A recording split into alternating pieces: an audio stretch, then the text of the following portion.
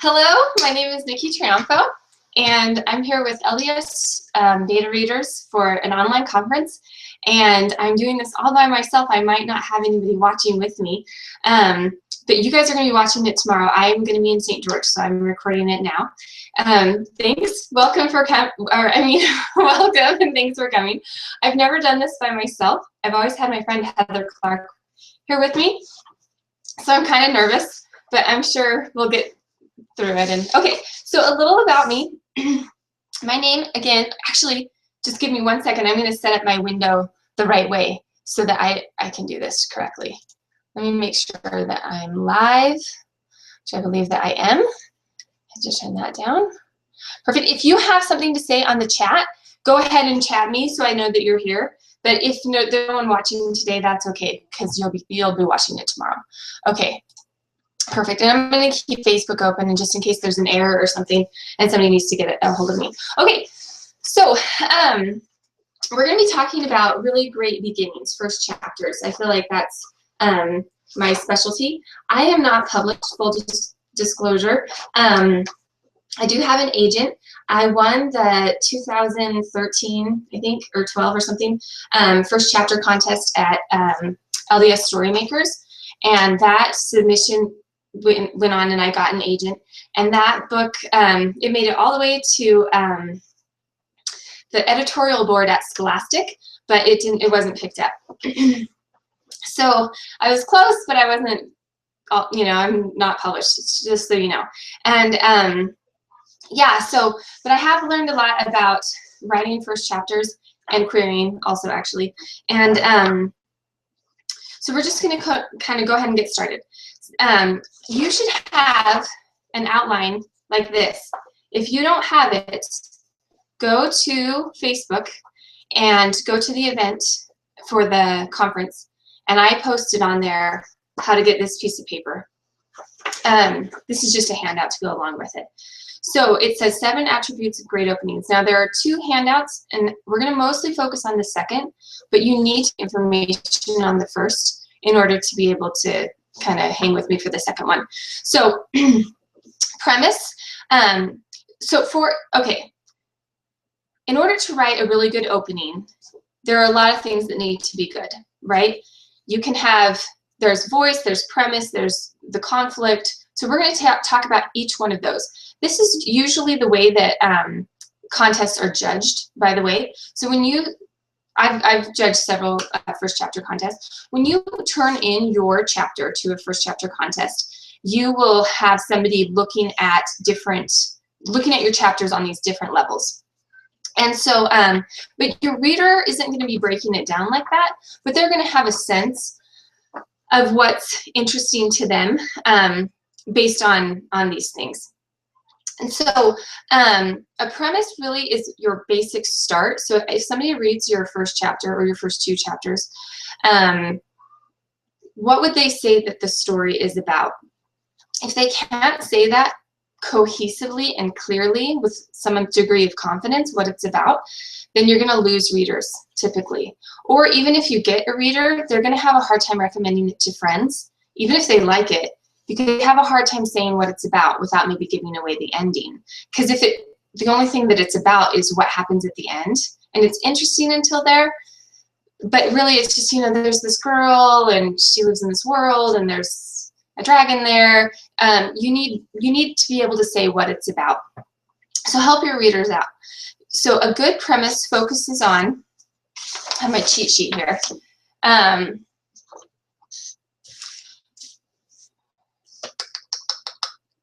It focuses, why can't I find this? Oh, okay. So it focuses on your character, your setting, and your type of story. Now, an actual premise is a 1-sentence description of your story, okay? So I recommend that you take the time to sit down and write the premise for your story, focusing on the character, the setting, what's unique about it. And by what type of story, I mean classic story types like mystery, suspense, romance. Is it a is it like a whodunit kind of a mystery, or is it a running for your life kind of mystery and who's killing you kind of mystery? We want to know, so we just want to be able to look at those.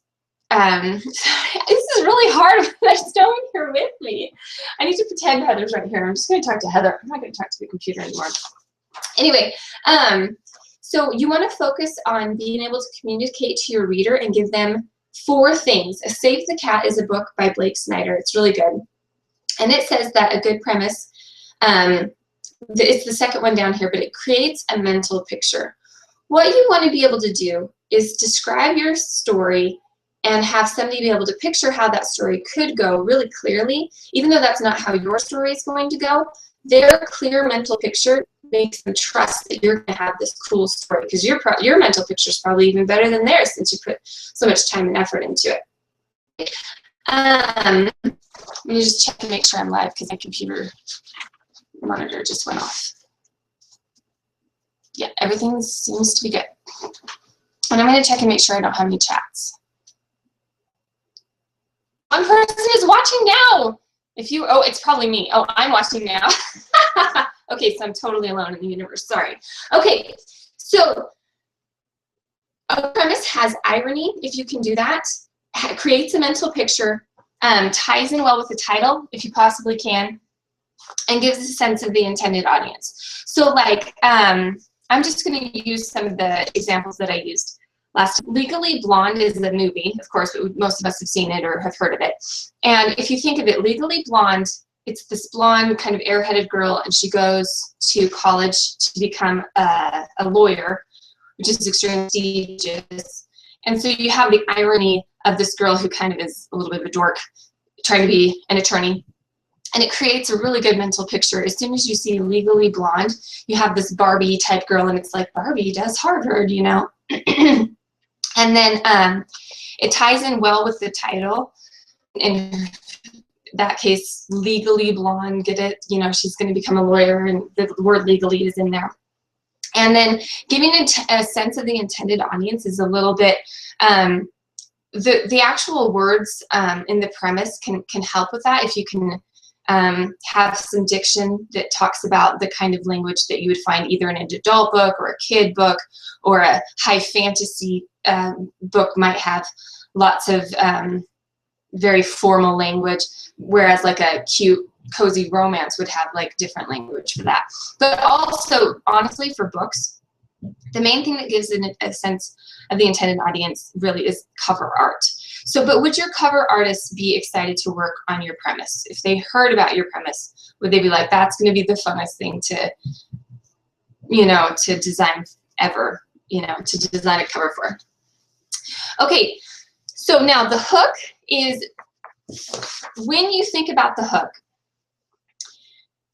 it's the beginning, obviously. Do you think of the first sentence, or do you think of the first few paragraphs? I used to think mostly of the first sentence, but now that I've judged more contests, I would say it's really more the scene, the first scene, that I can make sense of, not so much the first sentence. And in fact, sometimes the first sentence can be really, really cool, but then the scene is actually a disappointment from that. The first sentence either gave away the scene, like, I was going to die today.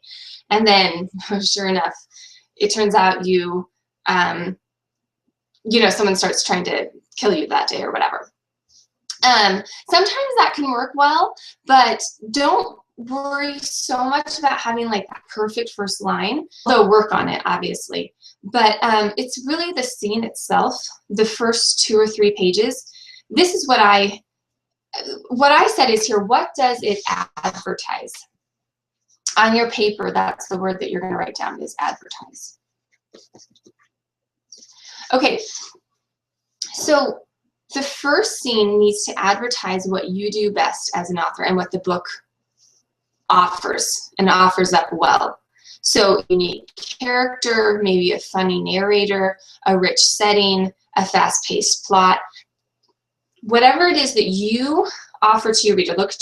Imagine that your book is completely written. Imagine if it is, then go ahead and look at it. What is it that makes your book stand out, and what is it that you think you did really well on? Now go back to those first pages. Do you advertise that? And if you don't, change up your beginning so that you can start. If your book is fast-paced, start fast-paced. Your book has a really funny narrator, then go ahead and start with that, and don't get bogged down thinking you need to start with something that's really dramatic. Go ahead and start with what you do the best, because that's what's going to advertise your book. And so, did I have anything else on that? Okay. Also, you know, on the hook, so much of it is clarity, and I didn't write that in there, I'm sorry. But as soon as I start the first line of your first chapter, I'm already confused. I'm completely in the dark as to where we are and what's going on and who the characters start in the middle of things, because it makes it more interesting, but it's very confusing. And so as I read, if I'm about 2 to 3 pages in and I have a really clear and who I am from the, like, who the main character is, a really clear sense, I feel like of talking with somebody of these other characters and getting to know them and exploring the world and whatever, and it just feels really effortless as a reader. That is just, it's really hard to do, but that is the best. It's not over explained. It's like watching a movie where you can just see what's going on instead of, sometimes when you're reading those early chapters, it's really hard to know what's going on. And so make sure that it's really clear and that we can see where we are. Okay, so for conflict, I think a lot of people who write hear a lot about conflict. And one thing that I'll say about conflict, you're going to want to have high stakes. You're going to want to have whatever high stakes means in your story. So if your story is a really light romance and the girl isn't going to be able to go to prom maybe, and that's something that's really important to her, then she can't go to prom. And that's okay. It's okay to have stakes like that. Sometimes the stakes are really, really big. Like what if, what if Princess Leia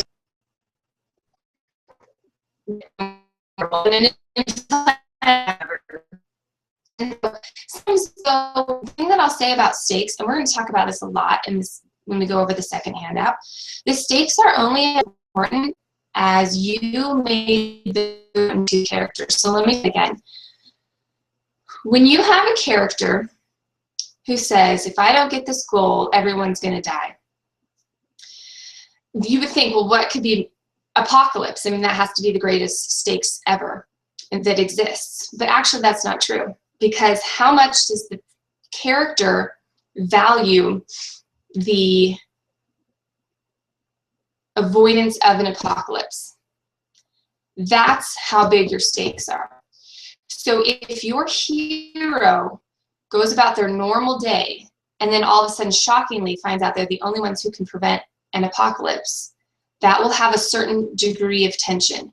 But if your hero has gone throughout their entire day thinking how important it is that we take care of each other, this character takes the time to make sure to feed the dog, takes the time to make sure that the neighbor is taken care of, takes the time to, it shows that this is part of their belief system. We take care of her. And then he finds out that she's the only one who can prevent this apocalypse. We know that her personal value system includes preventing apocalypse or whatever. That's actually going to heighten the stakes. So the more personally important the stakes are, the higher the stakes will seem. So if I start with a character that the reader doesn't know very much, and I have that character running for their life, life, of course, is important, and that's important to the character. But if I don't know that I know the main character, the better I'll be able to respect the stakes. Okay? So for conflict, what you want to think about with conflict is this. When you start your story, you don't have to have, say, the hero and the villain going head-to-head right away. That's not what we mean by conflict. We're mostly talking about direction. We're not talking about petty arguments. Don't have each other so that you can have conflict. That's not what we mean. In fact, that's very annoying. What we mean, and I've used Titanic in the past to explain this. What we want in the first chapter is a big, clear view of the Titanic, the ship, and the there and the newness and the overconfidence, and everybody living life to its fullest, full of people. And then we have a view of the iceberg, silent, majestic, enormous. And then we have a view of the Titanic moving in the direction of the iceberg, and we have the iceberg not moving, and it's still enormous. And the first chapter ends with the view of the Titanic charting its course directly at that iceberg. Now, you might say, I don't want my reader to know yet that they're pointed right at each other. Well, I would suggest that you have something pointed at each other by the end of the first chapter, the second chapter at the latest, so that we can get a sense that there's a huge crash coming. We don't need to see the huge crash, but we need to get a sense that the conflict and the whole story, like as a novel, is big enough so that when we get to the climax, we can have a huge explosion and a huge, that the conflict that we've been setting up is going to come right then. Okay, so that's what, and this is why storytelling becomes like a mental exercise. Because when you're thinking of your story and when you think of what's cool about it, oftentimes we writers can see the end from the beginning and we know that it's super cool, but we have to think how to best advertise that. And so how many hints do we want to give at what's coming?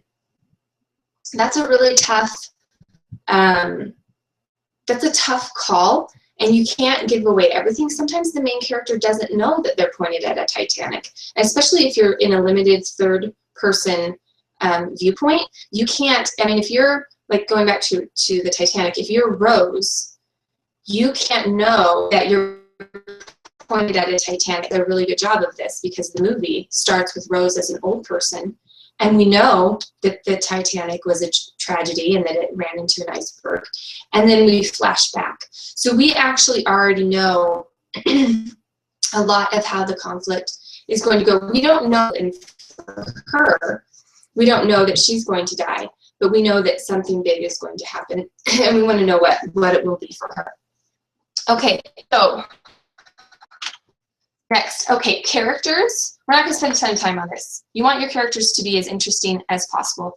Cut down on exposition. Sometimes we are told a lot about characters. Characters will basically walk into a room and they will have a mental reaction to the picture on the wall and the bird outside the window. They will have a mental reaction when their cousin comes in and says something annoying. They will have a mental reaction, and they will just tell you all this stuff.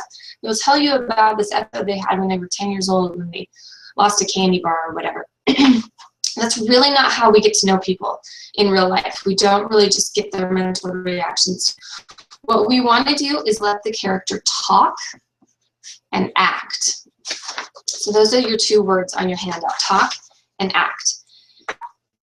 And you want to show how they're feeling rather than say it. Now you can show how they're feeling using beautiful language and describing their feelings with beautiful poetic words. Awesome. And some writers will write in a genre where that works. But generally speaking, what we mean when we say show is that if his cousin walks in and his cousin is not, we're going to have our character do something that shows his annoyance. So we're going to have him make eye contact with the cousin, turn around, roll his eyes, and do something with his shoulders, you know, and then we're going to have act a little bit so that we know, oh, that cousin, you know, that's not his favorite person. Just something simple like that, and it doesn't take any longer. It's all about the cousin and the history that they had. And then really with acting, this is another thing I have to say. So much first chapters that I read have a lot of things happening to the character, and the character is like, it's like a target, and it's hit by all these fire hoses. Like the fire hoses are just turning on and just spraying this poor main character with all the stuff that's going on. And the main character just takes it, it's blasted and blasted and blasted. At the end, there's like an extra blast, and that's the chapter hook. And we just have no faith at all that the main character is going to do anything. What if the whole book is getting blasted in the face by all these things? That's not nearly as compelling as having a character that reacts. So when the first fire hose comes on, we want him to do something. I mean, the lack of reaction, maybe like a deer caught in the headlights kind of a thing, can be a certain, I mean, that is a reaction actually, but it just gets boring, and I feel like it's overused. I feel like sometimes new writers are main characters actually do stuff and actually start trying to solve their problem. I feel like sometimes new writers wait until chapter 4 or chapter 10 to have the main character start to try to solve their problem. And so you don't have to have them solving, have them reacting in general. Have them, and that's going to bring up, we're going to go into this more later, but acting is a huge part of the first chapter, even if they're not, even if they don't know the main conflict. Say it's a mystery story and we've started, we haven't even discovered the body yet. So we can't have them act the main story, but we're going to have them acting in another way, and we're going to get to that in just a minute. So setting and mood, again, this is like anything from the cool features of your new world to the cool poem used to describe the world. Lots of ways to do setting and mood very well. Make sure that you place us, I already mentioned this, place us right at the beginning. Make sure that we know where we are and that we can see what's around us. And this can be super little details. So for example, I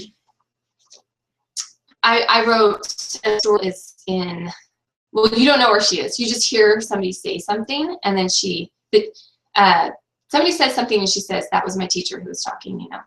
While my teacher drones on, a fly lands on my elbow, fat, lazy. A summer fly escaping the oppressive California heat outside.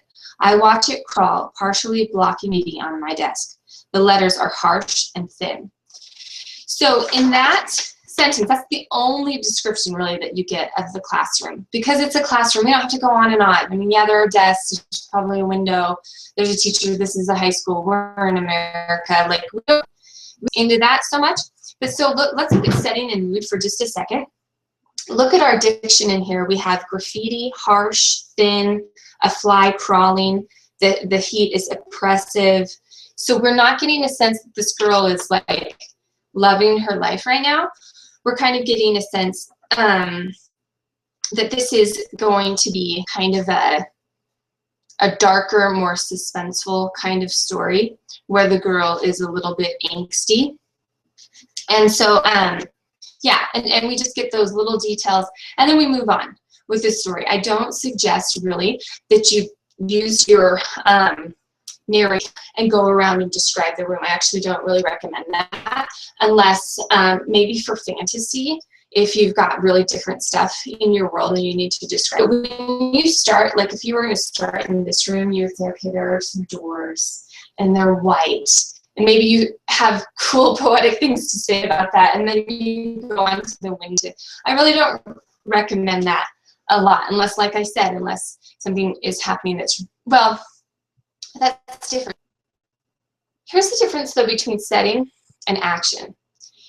If this door, you can't see the door, I don't think, but if this door opens and then closes, that is actually action. And it does two things. It lets us know that there is a door. It actually has something happening. You want action. You want your action to involve the setting. You don't want all of your action to just be talking between people. A lot of your action and a lot of your reactions can be somebody who gets mad, so they stand up and they throw their pencil, or they punch someone or whatever. Obviously, when they punch someone, or when they throw their pencil, we get a sense of their setting. Like say they punch, falls into a desk and rolls off. We get a lot of sense of what our setting is like when we actually interact with our setting. And so I recommend that you include setting, honestly, if you're interacting with the setting, which means you need to interact with it really early in each scene. And it can just be a little thing, you know, she leaned back in her beach chair and covered her eyes out of the sunlight while she talking to.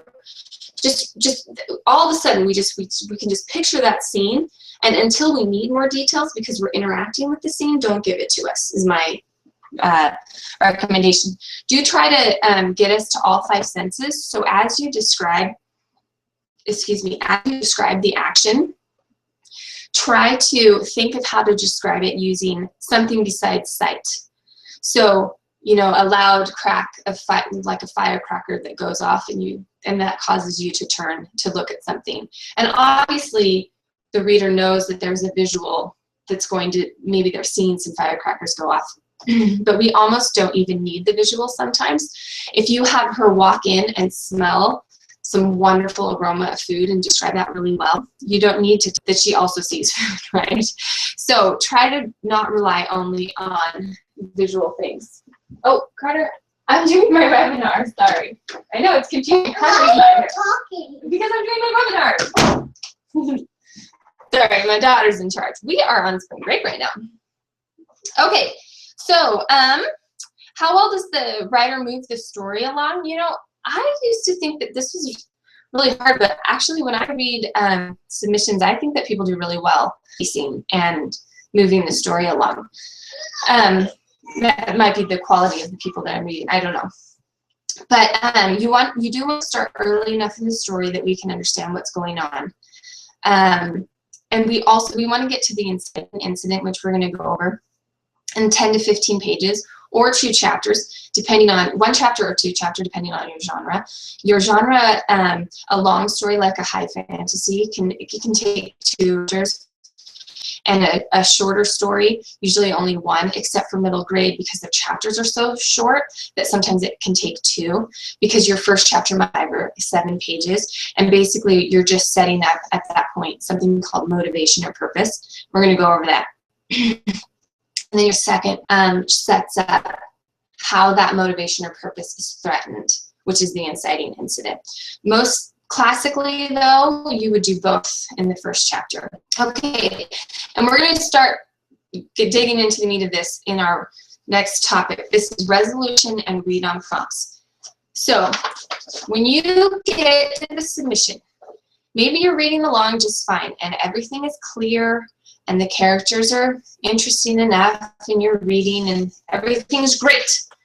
And then all of a sudden the chapter ends because you've gone 10 pages or 20 pages or however long. Okay, at that point, there's a break. And this isn't just for a reader who is judging it or for an agent. This is so ingrained into all readers. It's so instinctive. When they get to a chapter end, they think, not necessarily chapter 17, but when they get to a chapter end of chapter 1, they have this moment of reflection of like, is it worth turning the page?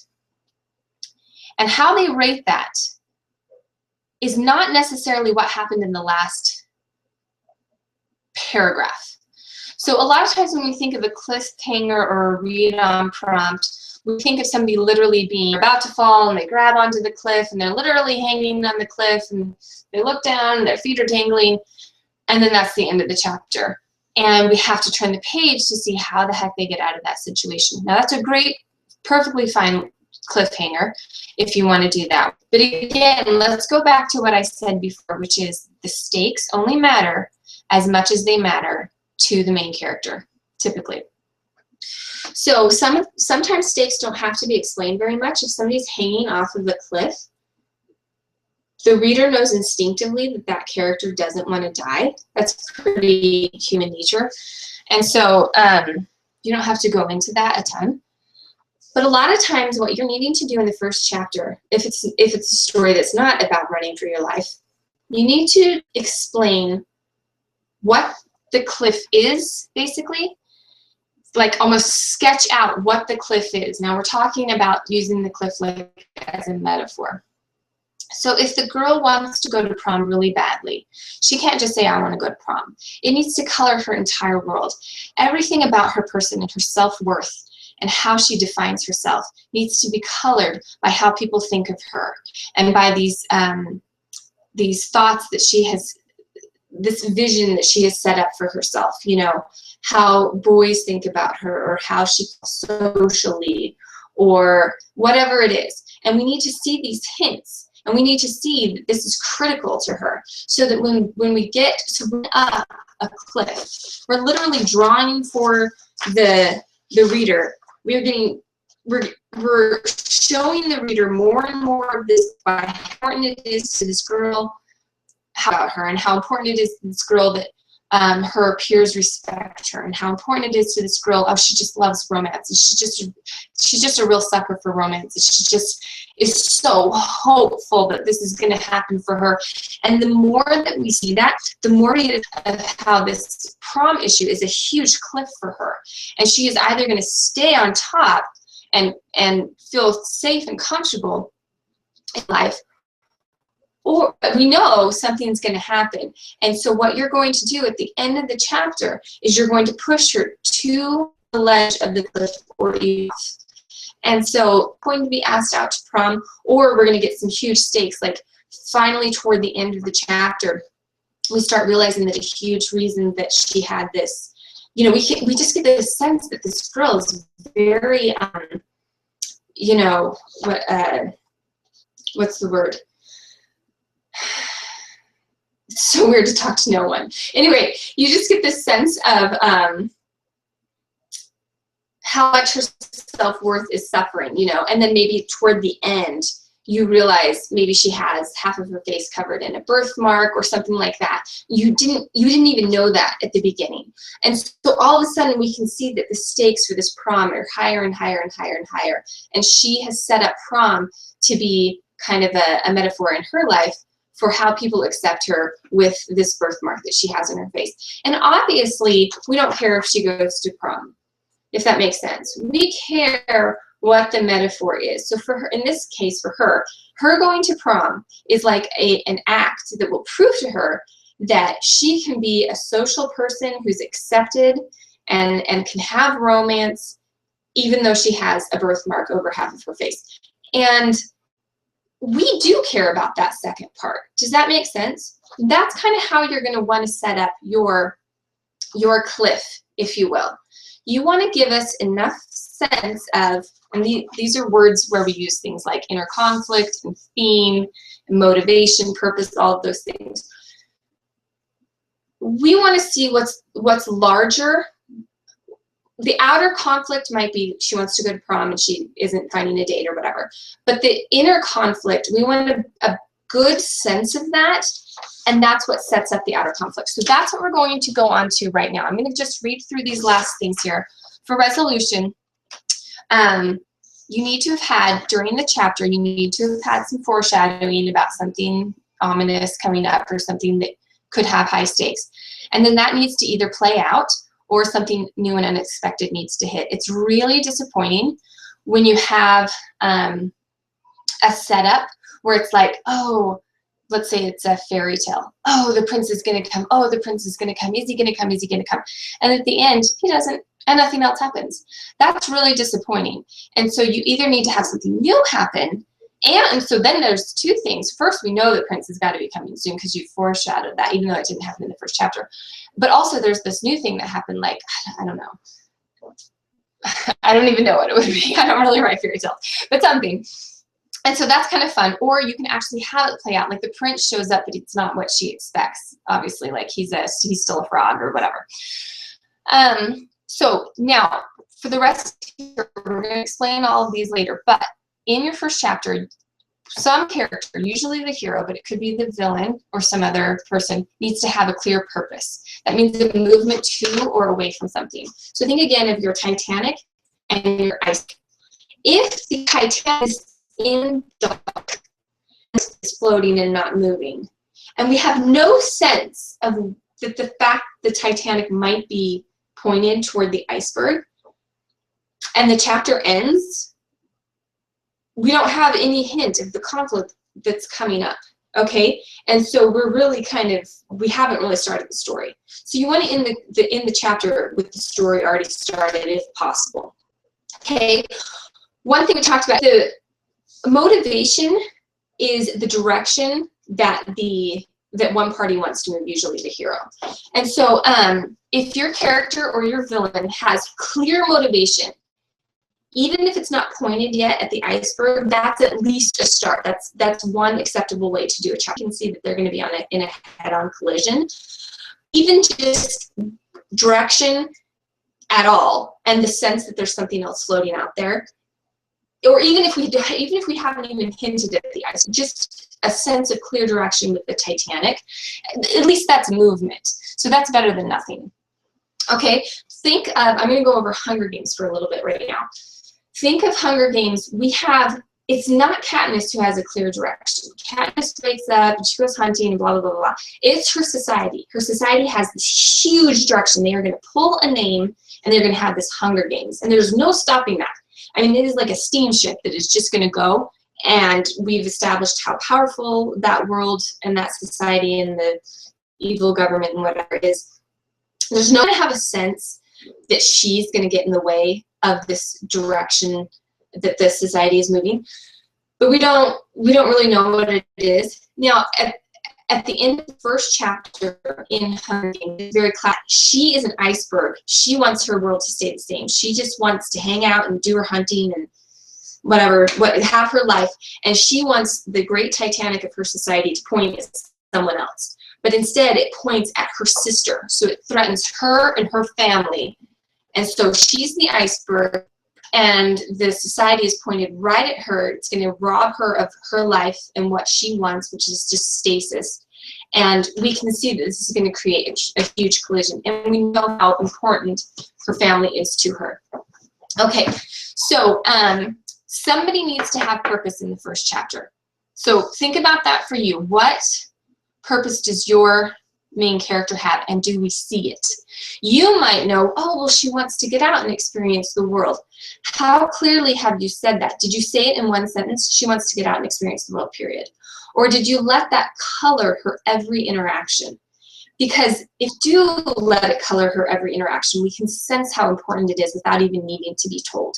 And that's much more powerful. So then when that sense of how much she wants to experience the world, now that we know how important it is and we've set up the cliff, once we get to the end of the chapter and she's about to be pushed over the cliff, or she's going to have to be alone, or she's going to have her ailing mother and she's never going to be able to leave this small town or whatever, we get a sense of how unacceptable that is to her. She has this enormous motivation that colors everything that she does.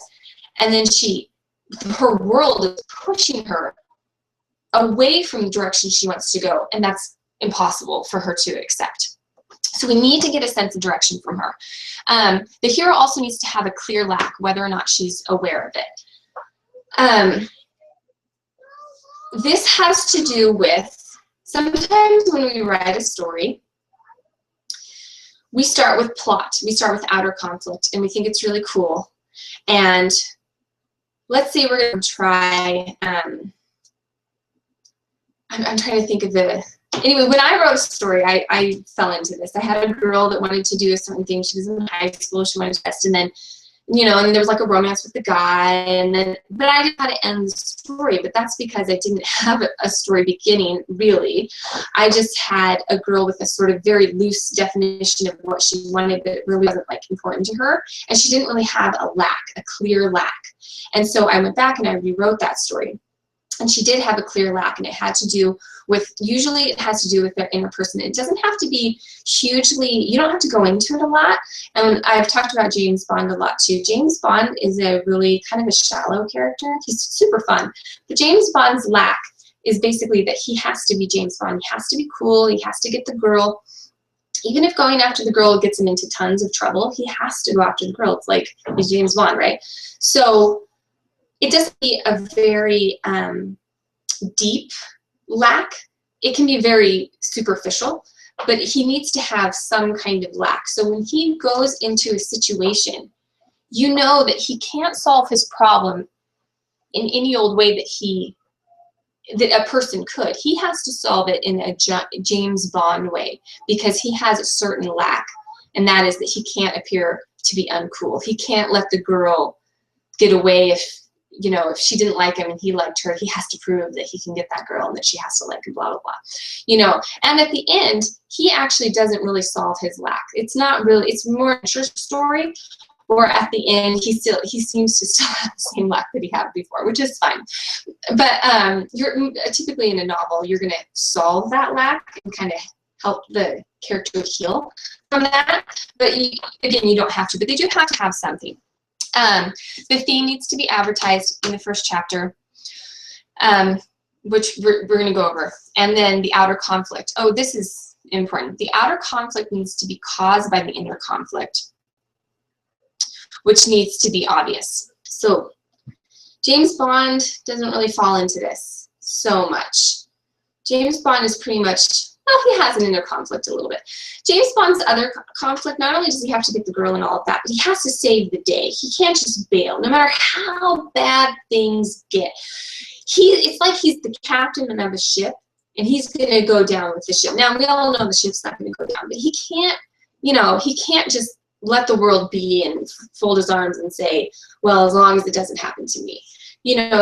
That's part of his lack too. And I guess it's not really a lack, but that's just part of what makes him tick. And so he has this purpose, this high degree of purpose. So they'll send 007 into this situation where they wouldn't send out because the situation is deteriorated poorly by now. It's so bad that anyone else would just throw up their hands and say, well, just let all those people kill each other, and those victims can never be saved, but no, they call him 007, because he has this very clear motivation, which is that no matter how bad things are going, So that's actually kind of deep, but you're not spending a lot of time on his deep interpersonal feelings or anything like that.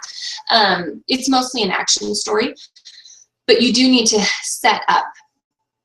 So the outer conflict, what we say by the outer conflict needs to be caused by the inner conflict. We're going to explain in our next. So let's go ahead and go to the next handout. And I know I'm trying to finish. I'm trying to finish soon. So we're going to not go over the next handout a lot, because I know you guys want to have like your 10-minute break before your next session. So, but go on to this next handout if you have it. I forgot to put in little blanks for you, so it's already filled out with the words, which is good, because we're probably not going to get to all of it.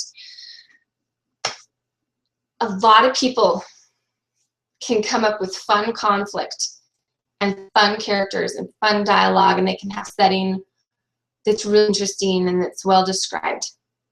And when you get to the chapter, the end of the first chapter, you think to yourself, there's no story here. And then you set the chapter down and you go to a different chapter book. And that's why I'm not spending as much time, theoretically, on the first stuff, because I think this is harder. Getting to the theme and the inner conflict, I have an opening that I can close. I have a beginning that sets up an ending. And it's so instinctive to readers that if they don't see those things, they don't trust that the ending will be satisfactory, because there's not enough set up at the beginning. And so, to me, in my personal writing experience, I feel like this is the key to making the first chapter work really well. And that is to focus on the outer and inner conflict. So, motivation. Motivation is what, oh shoot, I printed out the wrong thing. I have a thing on yours about outer conflict and inner conflict. The way that it works is this. Your character is obviously strong, amazing, and resourceful, and it can come across a conflict, and it can solve that problem. So, for example, even if it's just like the major finds out that she has cancer and she's going to die. Well, she is a whole, strong person, and she realizes that people can die, and so she just accepts it. And she has a very Zen-like moment about it, and she accepts that she's going to die. If she had no inner conflict, the outer conflict would be no problem for her. But everyone has inner conflicts. And because they have inner conflicts, their outer conflicts are not solvable.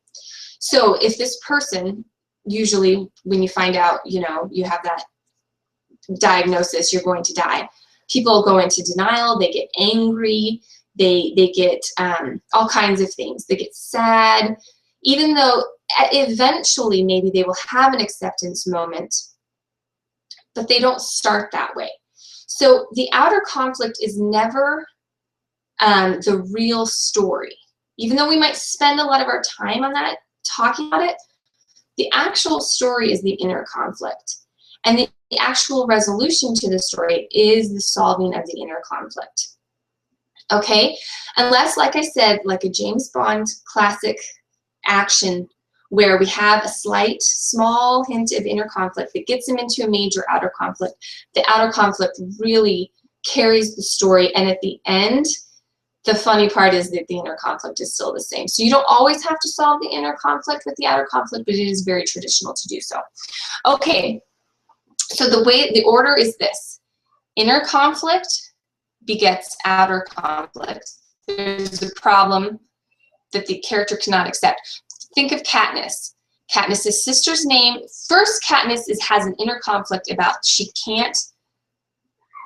Her dad died and left the family without help, and she is obsessed with taking care of. Okay, that and she is conflicted about it because she also wants to take care of just herself, because it would be easier if she didn't have her sister and her mom there, but she wants to take care of her sister and her mom. Okay, so that's the inner conflict. The outer conflict is that someone is going after her sister, so she steps forward in the Hunger Games, but she still wants to survive. She's a survivor. We've already established that. So then the way that the story is solved is first we resolve it, and then we resolve the inner conflict. So for Hunger Games, resolving the outer conflict is that she wins the Hunger Game and that she doesn't even have to kill Peeta doing it. Okay, and then the solving, sorry, did I say that wrong? First, it's the inner conflict begets the outer conflict. I'm gonna have to send you an email because I think I'm not thinking of it right. Maybe it's the outer conflict begets the inner conflict. Anyway, but you have to first, you can do the outer conflict usually. Usually you want to have your epiphany moment. It's like, yes, I can accept death, or yes, I can accept this, or yes, I can whatever. I can be a strong person. I can face my fears. I can admit that I was wrong. I can see that I was prejudiced or whatever. That moment comes right before able to solve the final problem with the bad guy. And that gives it this real, it gives it a sense of completion. So it doesn't feel like like first your character has a run-in with the villain and they barely escape. And then they have a run-in with the villain and they defeat them. It's just episodic. What if they have another run-in with the villain later? Like maybe it's a second villain, whatever. It's just very episodic. And so you want your story to feel more like an arc, where first they can't handle, and then they solve that inner conflict, and then defeat the villain, and then we have a sense of finality. Okay, in order to have an inner conflict, there are sets of, I know I'm taking your time. You can turn me off right now if you do, and to get ready for the next one. So, but I'm just going to keep going for a little bit. In order to have an inner conflict, no, I'm going to start this again.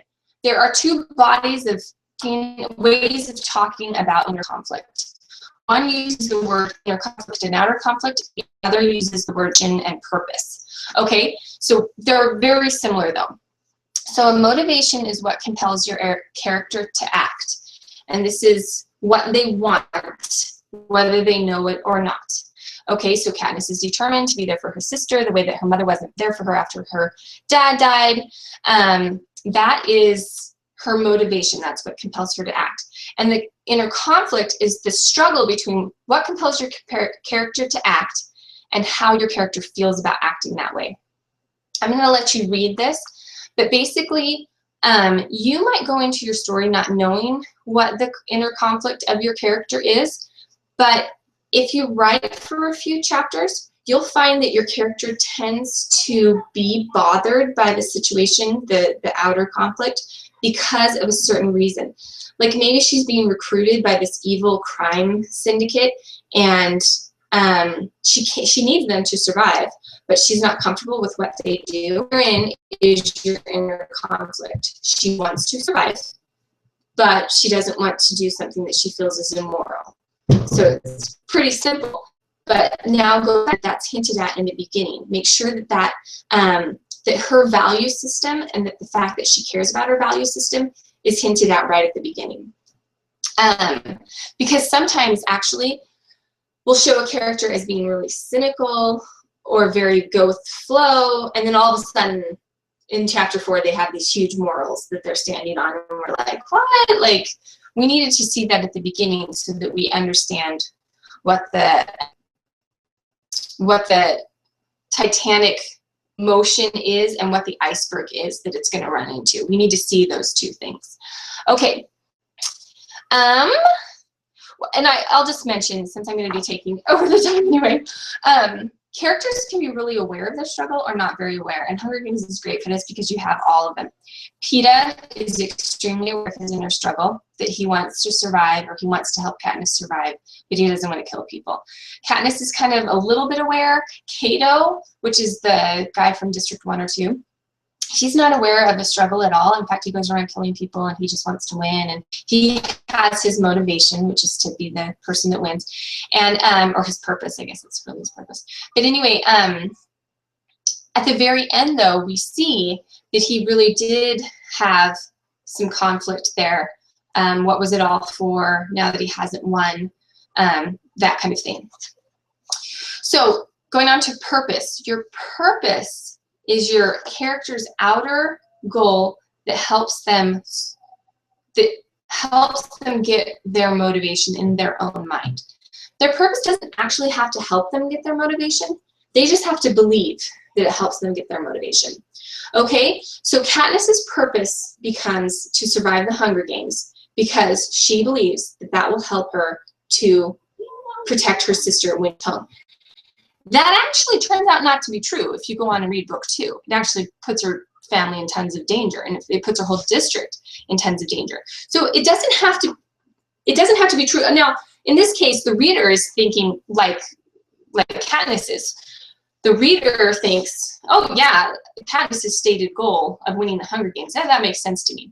But sometimes the reader can actually judge the purpose to be totally crazy. That doesn't matter at all.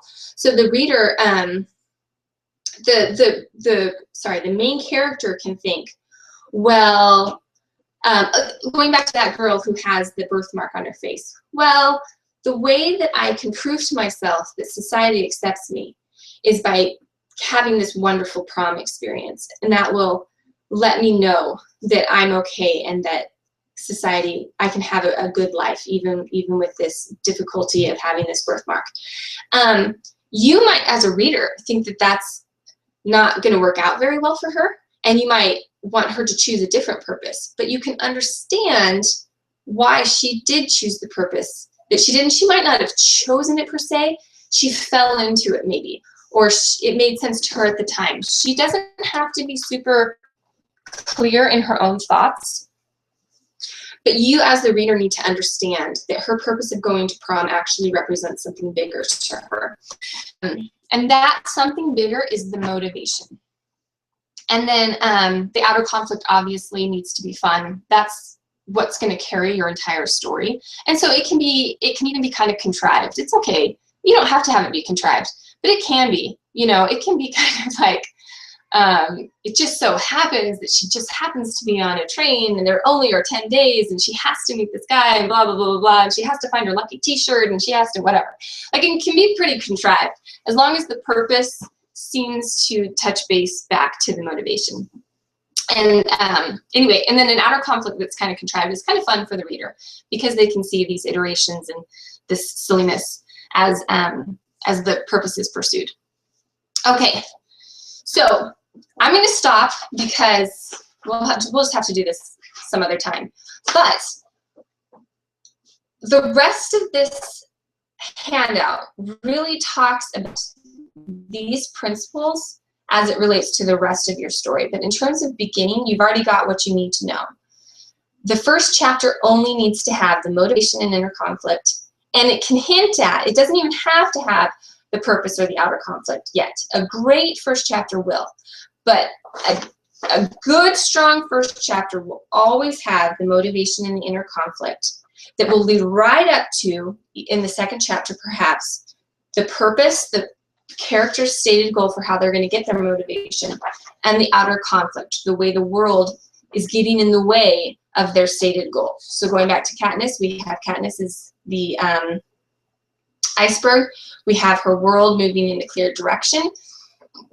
We have, at the very end of the chapter, we have the Titanic, her world pointed right at her. And so that's what you're going to want to do. That's your inciting incident, is when we have movement, either movement from two parties headed right at each other, or movement from one party with another party that wants to stay the same. We have those two going right at each other. Okay, so if you can get to your inciting incident in the first or second chapter, and we have the hint of the theme and the outer conflict and the motivation, you have a great opening. Read through it with people, have them check for clarity, and then trust your story. Trust that will, you know, when you find your readers and find people who care about the stakes as you set them up, have a great story, and then keep going. You know, write that story, finish that up, and get that out there. And on that note, I'm going to let you go to your next conference session. Thank you so much. See you guys later. Have a great day. I don't know how to end it quite yet, so just talk amongst yourselves for a minute.